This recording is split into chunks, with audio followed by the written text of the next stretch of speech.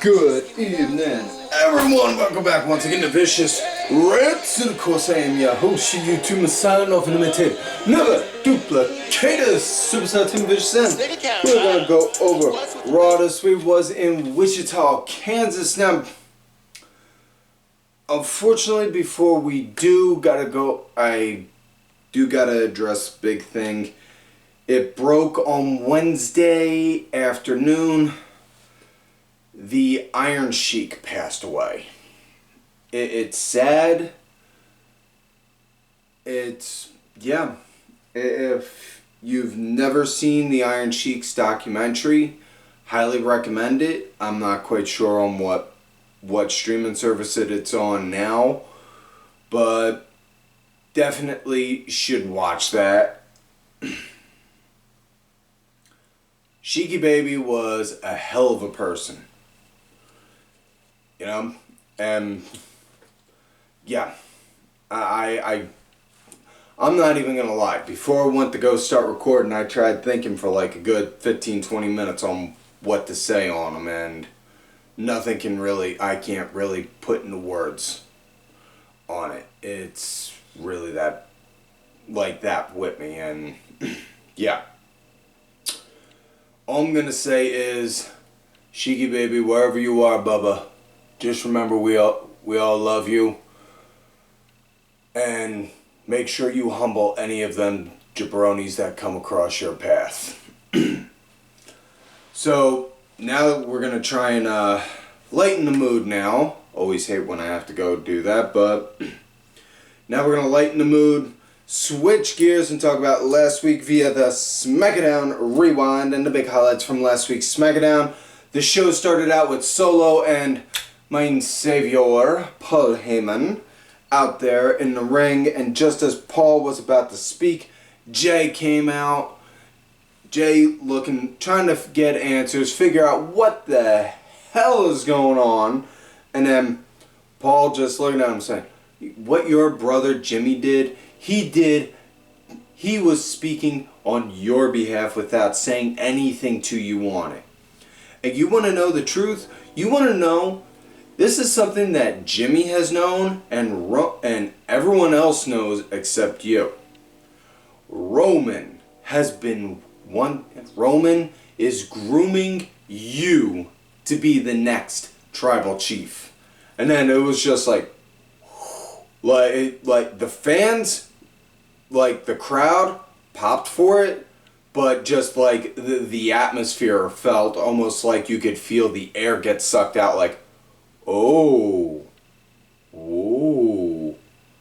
he's looking to he wants him, because, and the way my brain processed that was, okay, Roman's being a smart leader, because not only is he keeping Jay close by so that way he can keep him in control, but he's also setting it up to where, because he's a smart leader and the fact he knows he's not going to be around forever, he knows he's not immortal, so the family needs a successor. The family needs a new tribal chief in the event he falls. So who would that chief be?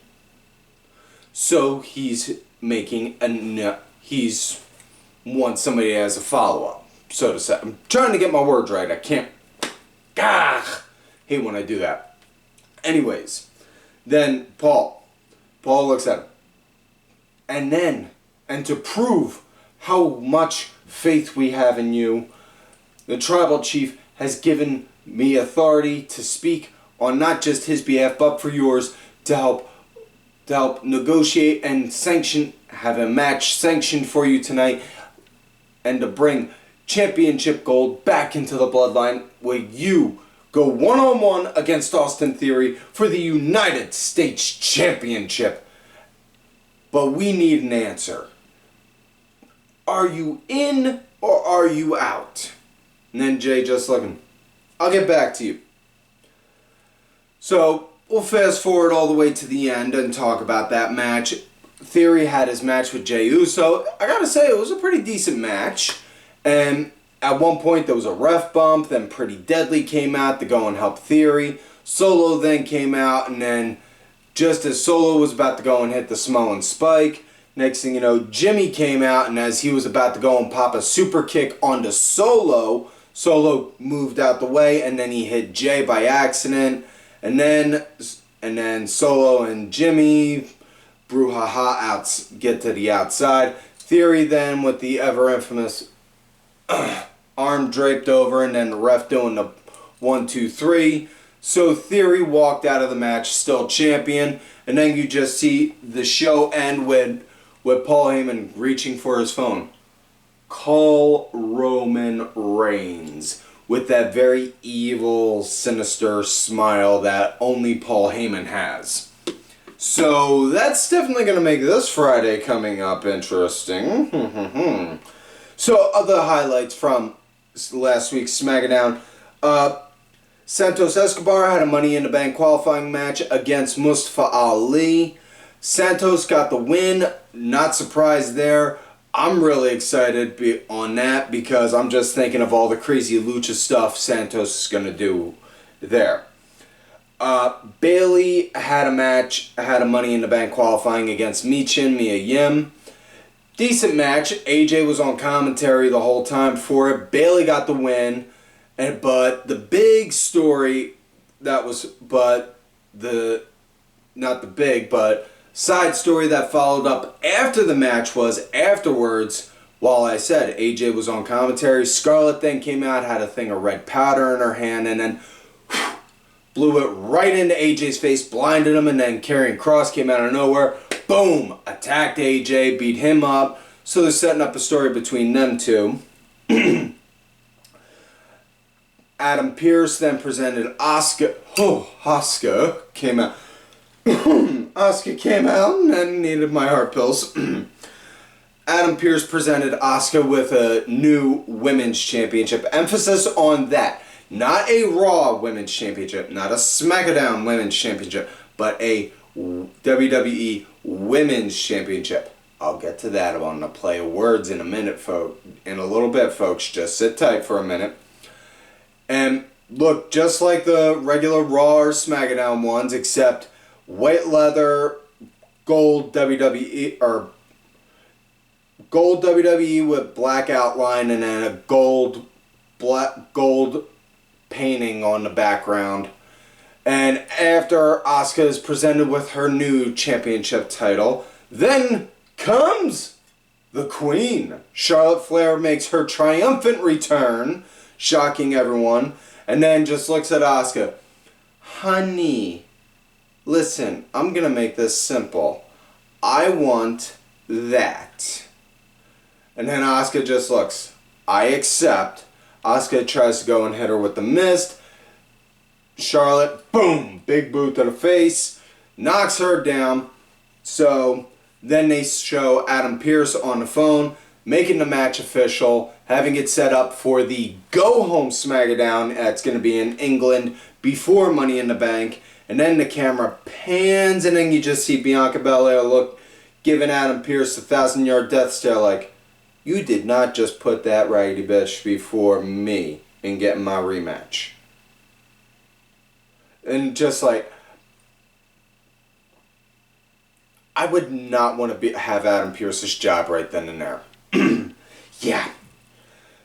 So, Butch had a Money in the Bank match, qualifying match against Baron Corbin, and that match was super short, but it was more so set up to help extend the feud that's slowly bubbling between Corbin and Carmelo Hayes in NXT, because Carmelo was ringside watching, and Corbin was screaming and yelling at him the whole time. Watch this, watch on how a pro does it, blah, blah, blah, blah, blah, blah, blah, kind of stuff. And then Butch got the surprise win via a roll-up, so yeah.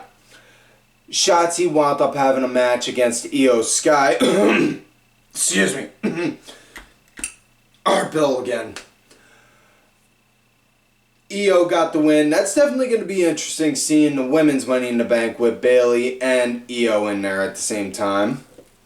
And then, yeah. So, yeah, that pretty much sums up all the big highlights. Now, there was obviously other stuff, but nothing that I thought needed to get nothing that needed to be like, oh yeah, this happened and it was a must-see part on the show. But either way, now let's get into this week's show. Raw, Wichita. It starts out with Rhea Ripley coming down, as only she so can.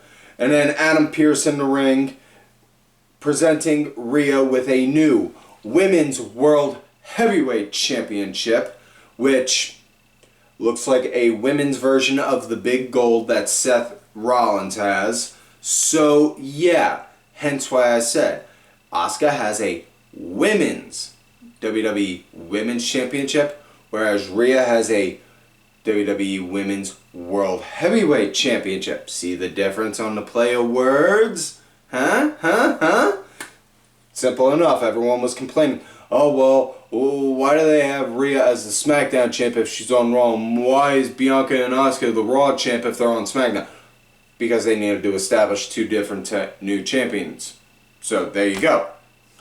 Anyways, Rhea's presented her new title, and then out comes Dom, running to the ring, hugging and embracing her as only he can, putting the new title on her, wrapping the new title around her waist, feeling ever so loved and happy, and then we hear Cody's music. Cody then comes down, goes and highlights about last week on Miz TV when Cody basically said, now Rey Mysterio, he's a good dad, but he's made plenty of mistakes just like we all have. And I know Rey has made mistakes because I'm looking at one of them right now, emphasizing Dom. And then they show Cody turned his back, and then when he turned around, Dominic, boom, popped him right in the face. So, emphasized all that, and then Cody basically, to sum up Cody's promo, he wanted to issue a challenge. He issued a challenge to Dominic for a one-on-one match at Money in the Bank because he said, because I know Brock Lesnar is sitting at home and he's not listening to a dang word I'm saying. So, I want you. You in? Yes or no? And the more Dom tried to speak, the louder the crowd got. And, the dirt sheet guys out there in the world, the Meltzers and the Kellers and Alvarez and all those guys, they can go and say, oh, well, that's just, they're not really booing, they're just doing this and this. No, dude, he's getting good reactions. So go with it.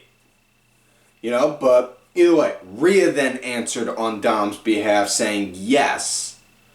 Fast forward to later on in the show, Cody was getting interviewed, and yeah, we did find out it is official. So at Money in the Bank, Cody is going to have a one-on-one match with Dominic.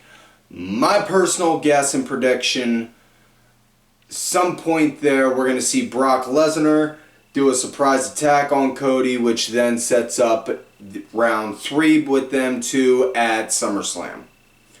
So, while Cody then is done with the promo with Dominic, Miz does a surprise attack on Cody before out of nowhere, which then leads to the first match of the night, Cody versus Miz. And, Cody, he was leading at the start, with Miz leading right into the break, and for a good bit of the post-break, or not good bit, I'm sorry, for a good bit of, most of the post-commercial break. I'm sorry, brain farting. But, decent match, I thought it was a good opener. Match came to an end with Cody, popped the cutter, and then did the crossroads, 1, 2, 3, that was it. So yeah, next up then we got Becky Lynch coming out as ever she so can. Talking about, highlighting on how, emphasizing on how, when I started, I thought being at the top was being the champion. But no. You want to be at the top, you need that, pointing at the Money in the Bank briefcase above. Because that gives you power. That makes the champion keeps the champ on their toes because you can come up on them at any point in time. Kind of like what Trish did with me. And then she decides to go and send her little attack dog, Zoe Stark on me. And then Zoe comes down, starts blasting Becky, saying, you know, she's not relevant. The only reason why she's as popular as she is because somebody busted her face up and she's still trying to ride those coattails. And then Becky was saying, Zoe, listen, you're like a pit bull. You're built like a pit bull. You're fierce, you're tough, you're strong, but you ain't got a personality. And then that's when Zoe wound up saying all those comments to Becky. I'm sorry. But then Chelsea came out. Excuse me. Sorry for interrupting this little moment, but I'm out here to have a match with her, so if you'll excuse me. So now we got Becky versus Chelsea Green with Sonya Deville ringside. And Becky, she was leading into the break. Chelsea, she was leading post-break. Decent enough match. Zoe wound up climbing up on one of the ladders and was just sitting there kind of watching the whole time like that. I thought it was a decent enough match. Becky got the win using the disarmor on Chelsea. So yeah. Gotta say though, nifty little Easter egg while watching. Noticed, and it took a minute for me to click in my head. Chelsea was wearing her VXT gear that she had in Impact with Deonna Purrazzo. But yeah, next up Joy, Riddle. Matt Riddle going against Damian Priest in a Money in the Bank for the final spot in the Money in the Bank qualifying match. I gotta say, really good back and forth though, you know. As much as I may not like Riddle, I gotta say this though. Guy's a good performer though. And there was a lot of good back and forth at the start. Priest, he wound up bleeding the pace for the most part on the match. And it came to an end when Priest wound up doing a Razor's Edge onto Riddle. And 1, 2, 3, yeah. Afterwards then, Imperium came down. Priest just kind of walked past and then looked at Gunther. Go pick the bones. And then just walked off. And as I'm seeing that, and the camera's watching, and the camera's got them, I'm like, I could be wrong, but I think that's the first time I've seen somebody relatively close to Gunther's height staring him down. Holy crap! So yeah. And then Gunther and Ludwig proceeded to beat them up. And then, fast forward, later on, they show an interview between KO and Sami. And then Imperium come out. And Sami, whoa, easy. And then trying to calm KO down. And then they start trying to talk. And then KO eventually, he loses his cool. And makes the tag match that they're scheduled to have later on tonight made for the titles. We'll get to that at the main event. Next up, we got Ricochet going against Bronson Reed, and okay, I'll give you that. It was a good match. Reed, he was leading the pace. Ricochet, he was fighting back as best as he could, but match eventually came to an end in a DQ when Shinsuke Nakamura came out of nowhere and started attacking Reed, and then Reed went to go and take both guys down, was going up to go do a tsunami, and then Reed and Ricochet did a superplex Nakamura and Ricochet. See, I'm getting my words jumbled up. I'm talking too quick. Nakamura and Ricochet did a superplex on the Reed. So, and then they announced next week Nakamura versus Bronson Reed, which that's looking to be bowling shoe ugly in all the right ways. Whew. Next up, we got Raquel Rodriguez going against Shayna Baszler, and the one thing that I'm scratching my head on with this team of Shayna Baszler and Ronda Rousey. Okay, I get it. You know, Ronda insisted that they do something with the tag titles. You know, or, you know, you could also make the argument, well, Ronda's got a reality show on Fox right now, and, you know, so it's better to have her on TV also to capitalize on that, and blah, blah, blah, blah, blah. The one thing that scratched my head on, and I'm just like, why?